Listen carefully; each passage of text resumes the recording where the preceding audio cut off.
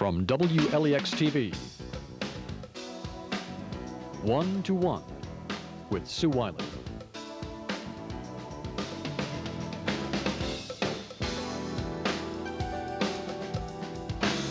Hello and welcome.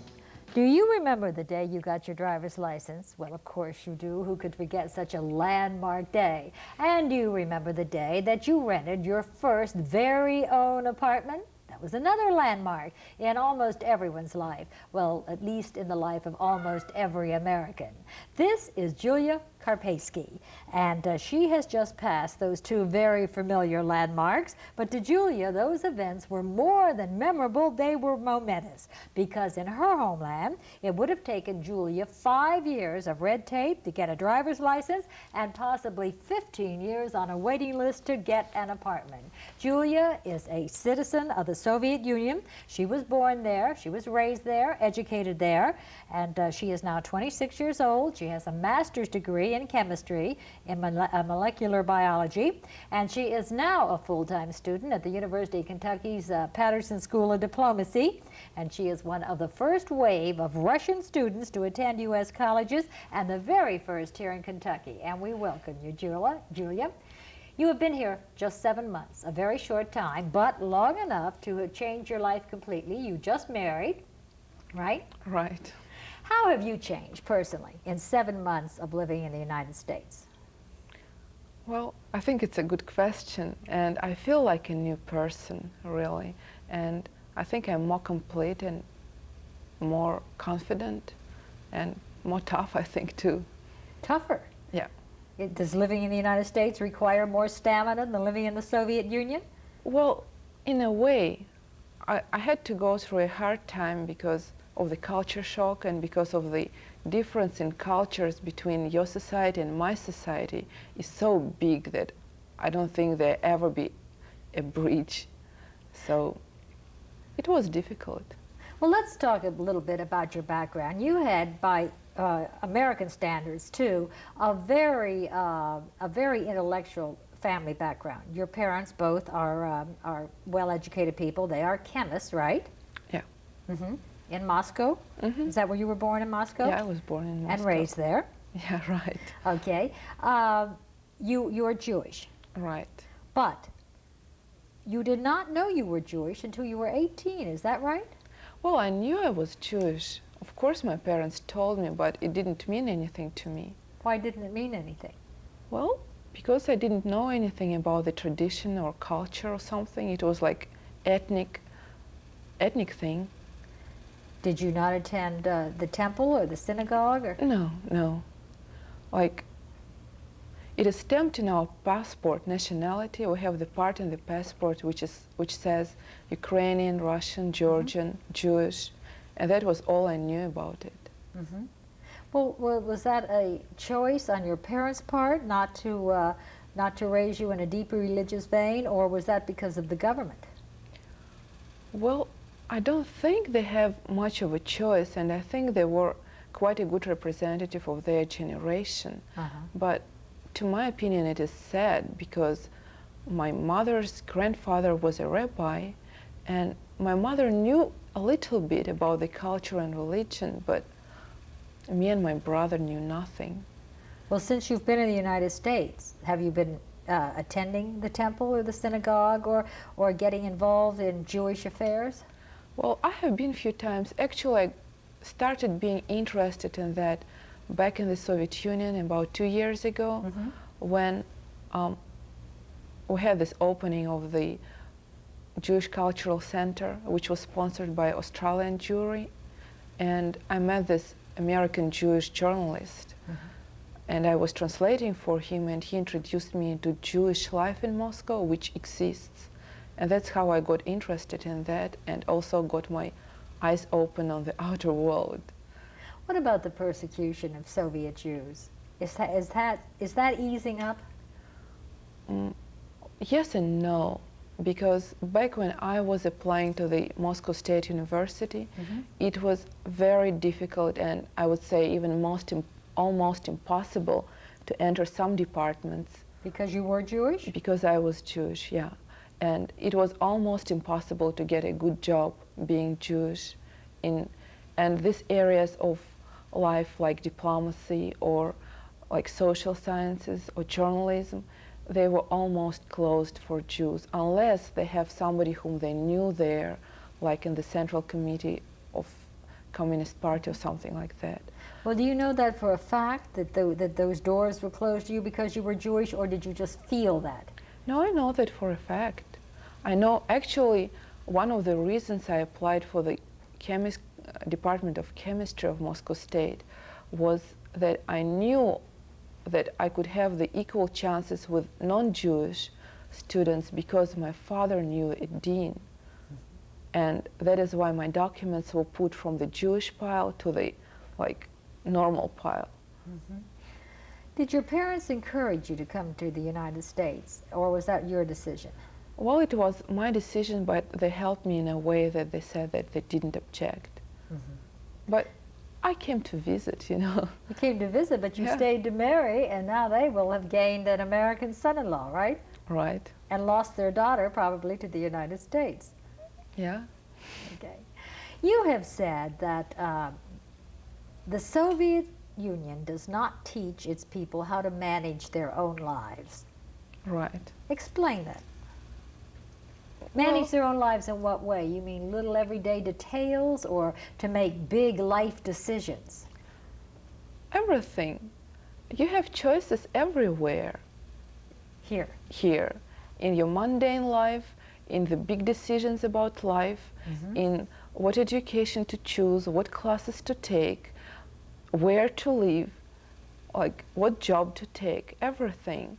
And with us, it starts with even with the high school, I would say, because when we have the literature classes, then the teacher teaches us what we have to write in our papers about that or that novel or poem or something. So we're not supposed to think by our own. When you go to the store, you buy what is available. You don't make a choice. And even when you apply to the school, there is a schedule made for you. You don't have to pick the classes.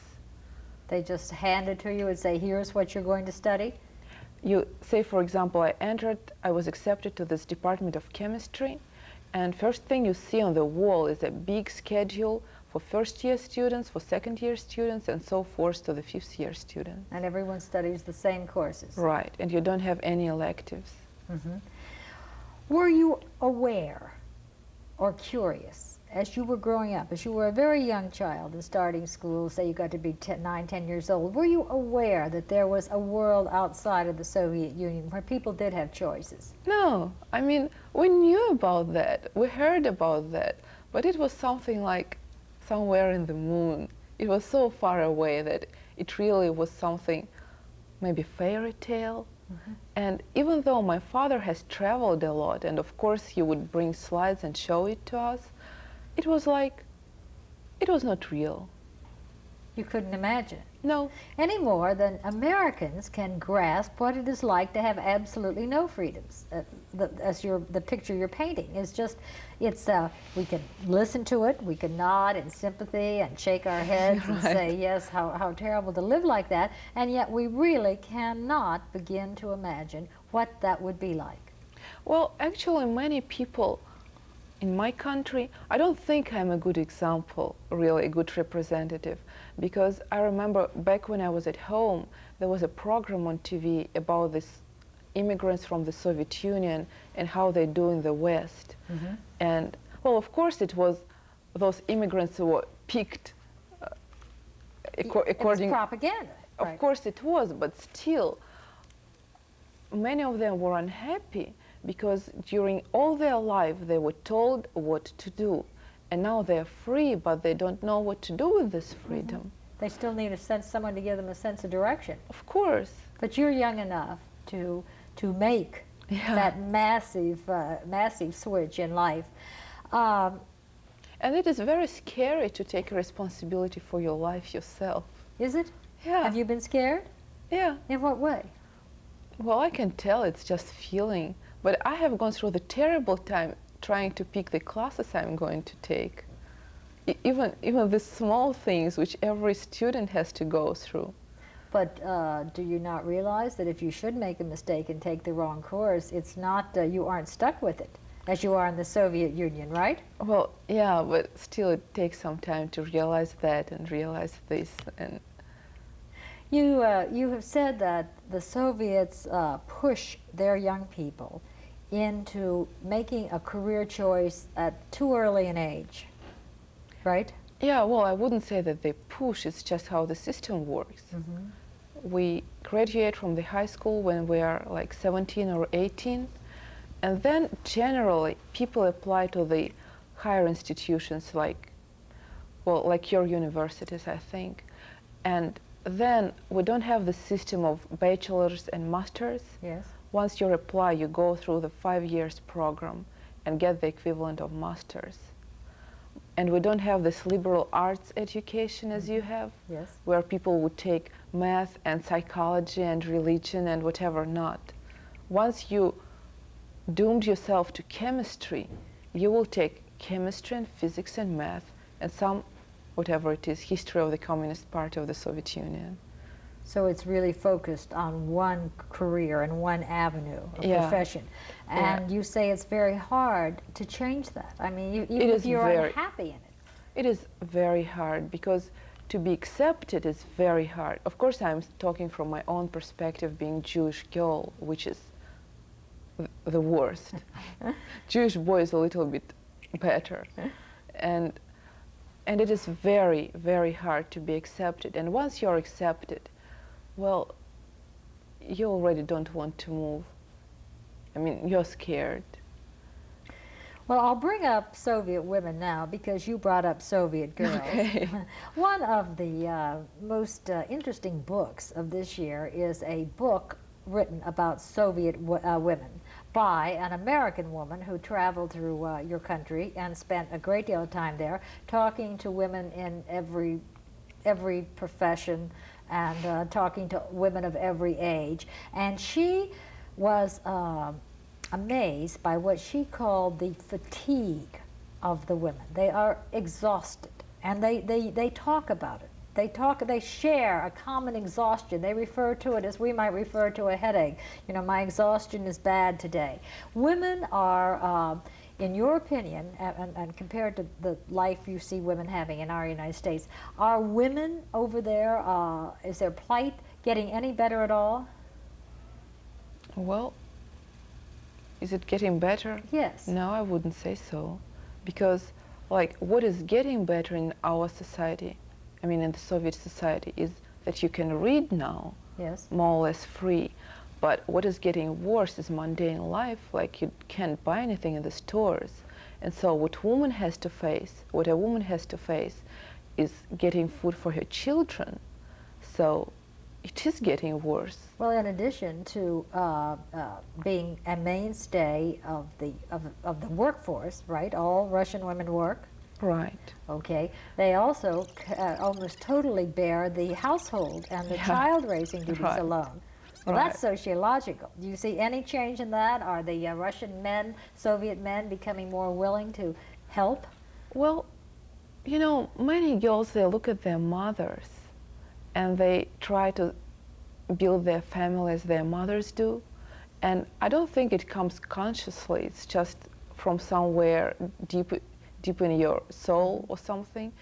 And it is believed that a man works, so he comes home tired, and you're supposed to fix dinner, no matter how tired you are. And so what I see among the girls of my age, some of them, they try to shift into more equal situation, but I would say that majority still sticks to their mother's type of behavior. Well, this article claims that young Soviet women are determined to have children. They want children very badly. I think it's natural. Well, perhaps, you know, our birth rates rise and drop. In this country, it dropped when so many women joined the workforce. And in fact, a new study shows that of the big three for women, career, marriage, and children, more women now choose career and marriage and as their top two priorities and could do without the children. But according to this long, in-depth study of Soviet women, many young Soviet women said they want children, and they don't care whether the husband stays or not. They are determined to raise their children alone if necessary. Do you see that? The fact that women seem to find a great deal of comfort in their children. Well, yeah, I saw that, and I mean, actually the first time in my life when I heard from a girl to say that she doesn't want to have a baby was when I came here. That's what I'm saying. And you know, in every society there is kind of unwritten rules, like what is good to feel and what is bad to feel. And so in our society it is written that it is good to feel to want children, and it is good to feel to cherish marriage and family. And so, but what amazed me is that your abortion rate in the Soviet Union is about 5 times higher than here in the United States. For every one abortion performed in the United States per our population, there are about 5 in the Soviet Union. Why is that? Is it that women simply don't have the time to have a baby and raise a family because they're working, or because there's no room in the overcrowded apartments? What is it? well, for one thing, I think it's the lack of birth control. So, and the other thing, yeah, sometimes you really just cannot afford it. There is no room to put this baby. So some women don't want to have babies without being married, or whatever the situation is, or this man is not right for her, or like, you know, life is life. What is the position of the government on birth control now in the Soviet Union? Is it easily accessible? I mean, can you go into a drugstore and buy male contraceptives, female contraceptives? No. No? No. These birth control pills which you use, I think this kind of pills just are not available in the Soviet Union, and the ones which are available, they are bad for a woman's health. I think they are several generations old, and male contraceptives are available sometimes, but not always. So really it's sort of archaic when it comes to birth control. We were talking about the size of apartments. You had commented, your friends tell me, when you did rent your first apartment for you and your bridegroom, signed the lease, you were dangling the keys in excitement. You said this would take 15 years perhaps to get an apartment like this in the Soviet Union. Living conditions are still overcrowded, people still waiting years for apartments? Well, yes and no. Because, like, speaking from my own example, I lived with my parents. Yes. And we had a lot of space. We had a big 3-bedroom apartment, like big. But of course I wanted to move out. But to move out is already very difficult. You can't go ahead and like choose apartments. And I know some people live like a little, what you call 1 bedroom, but we call it 2 bedroom because it's 2 rooms. Yes. So in a little 1 bedroom, in your understanding, apartment will be living a father, a mother, a girl, and her husband, and a little bitty kitchen and a little bitty bathroom, and the walls through which you can hear everything. No privacy. No, so this is kind of a common example. One thing that amazed me about this book about Soviet women was the attention it gave to clothes and makeup.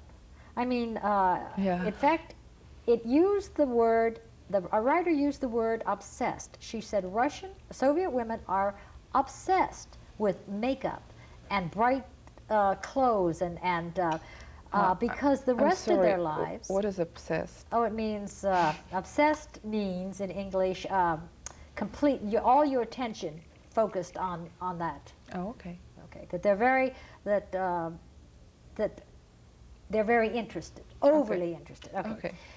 The author claimed, because the rest of Soviet women's life is so drab, you know, as you say, the long lines, the standing in stores just to get enough food for the day, the long hours of work and childcare and the living conditions, so that makeup and clothes represent to Soviet women the only gaiety and lightness in their life. Is that true? Did you see that? No. I mean, of course we put lots of attention to clothes, but what you picture is some like terrible, dreadful life. And my mother has been living all her life there, and I would say she's a pretty happy person because there are concerts, there is classical music which is cheap to go in, there are always exhibitions of art, of paintings, of sculpture, which is also like affordable. You can go there, and there is nature around Moscow, which is very pretty, and you can go skiing or just walking. Do most people take advantage of those things? Yeah, and have comfort in yourself from that. Well, So, this book declared, and again, I'm asking you if this is right. I mean, this was one author's opinion. This book declared that the Soviet, that the Kremlin is very dismayed with the women's great interest in clothes and makeup because it takes a lot of their valuable time shopping for these things. And they feel that that is a waste of time. Is that true? well, it is true that you have to spend a lot of time for shopping because you don't want to put something ugly. Of course, a woman wants to look pretty and attractive. Well, they said because there was so little to buy. Right. That women would spend long amounts of their time looking for, say, a winter coat. Yeah, that's right. All right. And, Like and the government considered that frivolous, wasted time. Well, I really don't know anything about the attitude of the government, but I can say that if I had a new dress, it would be a big event, like a big event. I was working in the lab, and all these neighboring girls would come over to see and ask where did I get it. And the same with me. I would go and see somebody's new skirt or something. What, and this is such a trite question to ask every visitor to the United States, but what has surprised you the most about our country? Surprised? Or Well- impressed you, or dazzled you, or displeased you? What Well, what those are stands out? different questions. Yes, they because are. So let's start with impressed.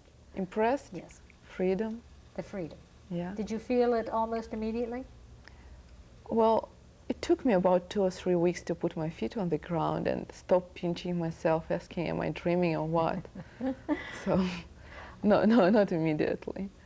Well, was there something that surprised you that was not the way you expected it to be? Yeah. I expected coming here that people would be very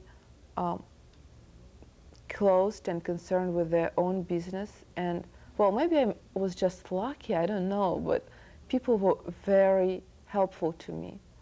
Almost everybody whom I met on my way were very open and helpful, and so this surprised me. Yes, Europeans are much more private than Americans, right? I mean, and I'm not speaking just of Soviet citizens, but Well, it's not that, it's what I was anticipating when I came, because people believe that all Americans, they only mind their own business and you can die in their driveway and they wouldn't open the door. So, and then I came here and it was not right. So, well, what has anything disappointed you? well, not really. I mean, I can think about it a little bit and then say, like, I really had troubles when I came, because when somebody would ask, hi, how are you today? And I would stop and say, well, actually I'm fine, but this letter from home, this really upset me. Then I would see this person is gone. And You took them literally. yeah, I thought a person is really interested in how I am today. You make a point of saying that you have been gone during the really dramatic changes that are taking place in the Soviet Union now. You've been here since January, so you were not there when Yeah, a I lot was of not there. the historic events took place. But you must have a very deep and emotional feeling about what's going on there. What do you see for your homeland? Well, I don't think I'm really in a position to answer this question because, well, although I will be studying diplomacy, I'm not a politician right now. Right. And so